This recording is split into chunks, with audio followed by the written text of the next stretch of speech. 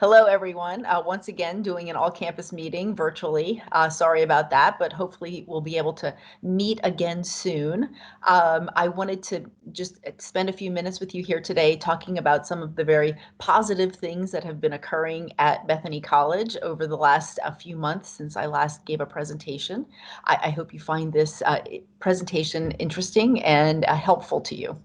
So one of the things that I wanted to talk about was the fact that as we have started to enter the strategic planning phase and the campus master planning phase with this notion of the path to our students' purpose, I've really been thinking a lot about what our purpose is. And our purpose really is to guide the students to theirs.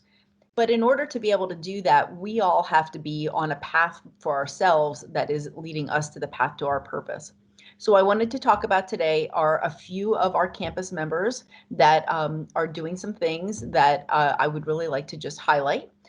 We are looking to highlight lots and lots of folks here on campus. So if you have something that you would also like to highlight in your own in your own career, please let me know and we can do a video on that as well.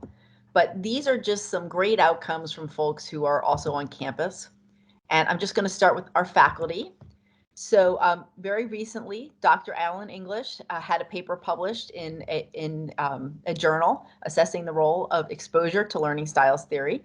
And he is right now at a conference. And so very soon you'll see the results of that conference. Next, we have Christy Wicks, who has been really managing our Student Success Center for the last several years, and we really want to thank her for that. Christy has also been in a doctoral program, and she will be also transitioning to our psychology department as next year starts, and we're just really excited to have her on campus, really excited to see some of the work she's done. If you can look at what she's doing, it's something that's really very practical and something that we're all very interested in knowing about, just what all of us are looking at as we are parents, and how much of devices are we letting our own students do. Next, a new faculty member, Ruth Mabah, who recently had 2 papers published, and we're very proud of that. Part of Ruth's interest is in financial aid and that for our students, and so some of her research should be very helpful to us here on campus. So thank you, Ruth, for your presentations and your papers. Marcus Hensel will be spending the spring semester on a sabbatical, working on some of his foreign language proficiency. And so we're wishing him good luck as he does the sabbatical. We're so excited that we've been able to really reinstitute the sabbatical programs here on campus so that our faculty members can really take extended time to get themselves and continue on their own path to their purpose. Tyler Atkinson actually spent last semester on a sabbatical in the fall. And Tyler loves hip hop and religion, and so he was able to really start combining that. He's also looking at having a book published, and so we were really excited to be able to give him some extra time so that he could be looking into some of these aspects of his research interests. And as I'm sure many of you have heard, Keith Dotson founded the Chamber Orchestra of the Smoky Valley. They did their first presentation in October, which was just awesome. Second presentation was February 13th, and we're looking forward to a third presentation. This really, I think, shows the very strong connection that Bethany College has with its regional partners.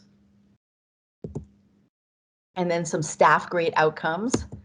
First, Carissa Hoffman, who is our Executive Director of Advancement and Alumni Relations. She is currently participating in the International Academy for Advancement and Leadership. We're really excited to provide her with this opportunity to develop her leadership. Vicki Cornett is in the NACCAP Leadership Development for Enrollment Professionals. One of my upcoming interviews will be with Vicki and what she's been doing, but we're very excited to have her out doing that. Vicki's professional development is an example of something that we're looking to develop for staff professional development over the next few years. So for those of you on the staff, this is something that we are looking to try to enhance. So we're hoping that maybe many of you can also participate in some professional development for yourselves personally. Ginny Reyes, who helped us write and really did write the tuition exchange program, is also in a doctoral program at Antioch University of New England. We were so excited to be able to do that. There are other opportunities for tuition exchange. We had traditionally just had the CIC tuition exchange, but if you're thinking about getting a master's degree or a doctorate, we also now have just the tuition exchange program, which has added a number of institutions that folks can take master's and doctoral programs with. Laura Moreno has been very busy. She is in the Business of Small College Athletes Leadership Academy, finding that very interesting. And then in addition, she's also in a program for women leaders in college sports and has been finding a lot of fulfillment in that. And we're so excited that she's had the opportunity to do that. Molly Carver, Carissa Hoffman, and Chris Larson are participating in the KICA Professional Development Program with Credo, and that is a program that is statewide with the private colleges, and so that is a year-long program that they've been able to participate in. And so these are just some examples of professional development opportunities for folks around campus. As I mentioned, if you've been doing something, maybe you published a paper or had something that was going on in your own career, or if you're looking to advance yourself, we really are looking for ways that we can ensure that we really are showing our students how even today we are continuing on the path to our purpose. And so look for other opportunities out there, but if you have any questions, certainly you can ask me directly, or we are looking to develop the staff professional development piece. Faculty already have a professional development piece in place, and we're really looking to ramp that up in the coming years. So just look for all that information. Talking about the path to your purpose, we will be launching and have launched this semester the Pathways program, where students can go out and do experiential opportunities. Chad will have more to say about that. Our marketing materials have all been updated, and we also have a course attached with those Pathways programs. So we're very excited about the progress that we've made so far on that. We also like to do just a little strategic planning update for everyone. We are almost at the point where the board will approve our strategic plan, which will happen in May. We've now really developed the themes. So we got all the information in from folks. The theme teams have really been working. So the theme team roles are to review and analyze the themes that you all provided to them, to engage and discuss some of these initiatives, and to recommend to the planning team the prioritized initiatives, which will happen soon in March. They're advising regarding the measures that we're going to use. It's very important, I think, that we measure what we're doing, and they will dissolve once the recommendations are in place. I thought that was important to tell everybody because, of course, everybody sort of wants to know the beginning of a committee and the end, so that will be the end of that committee structure. The first theme will be prioritizing success. So what does it mean for our students to be successful? How is it that we can assist them on that path to success? The second one is to elevate learning. And to me, elevating learning really means in all spaces and places of the campus. So we'll be doing a lot of that.